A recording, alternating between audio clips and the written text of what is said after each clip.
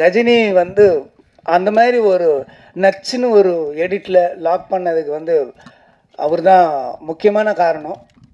இன்னும் சொல்லப்போனால் அந்த இன்னமும் ஞாபகம் இருக்குது, அந்த சுட்டுமிழி சுடுற சாங் வந்து ஒரு ஸ்லோ ஃபேஸில் இருக்கும். அன்னைக்கு வந்து அதை ஒரு எடிட் பண்ணி அதை ஒரு மேஜிக் பண்ணுவார் எப்பயுமே. இன்னும் சொல்லப்போனால் அந்த படத்தில் வந்து நான் ஸ்லோவாக பண்ணணும்னு சில விஷயம்லாம் இருந்தது.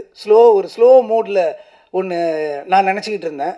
டக்குன்னு அவரே எடிட் பண்ணி, தலைவா வாங்க தலைவா பாருங்கள் அந்த எடிட் அப்படின்னாரு. பார்த்தா எல்லாமே ஃபாஸ்ட் ஃபார்வேர்டில் இருக்குது. என்னடா அது நம்ம ஸ்லோ மோஷனில் ஸ்லோ பில்டப்பில் நினச்சிருந்தோம், எல்லாம் ஃபாஸ்ட் ஃபார்வேர்டாக எடுத்திருக்காருன்னு எனக்கு இமிடியேட்டாக அது ஒரு ஜட்ஜ்மெண்ட் கிடைக்கல.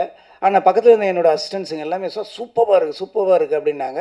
ஸோ என்னோடய விஷனை வந்து வேறு மாதிரி கஜினி படத்தில் பண்ணார்.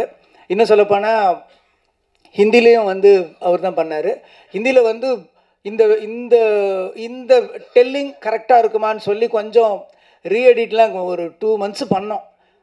கடைசியாக 2 months கழித்து கரெக்டாக ஆண்டனி சாரோட வெர்ஷன்லேயே போயிடலாம் அப்படின்னு சொல்லி இமிடியேட்டாக அந்த வெர்ஷன் போனோம். ஸோ அந்தளவுக்கு வந்து எடிட்டிங்கில் ஒரு மூடும் நம்ம எடுத்ததையே வேறு மாதிரி நம்ம காட்டுற ஒரு மெஜிஷியன்னு சொல்லலாம் ஆண்டனி சார்.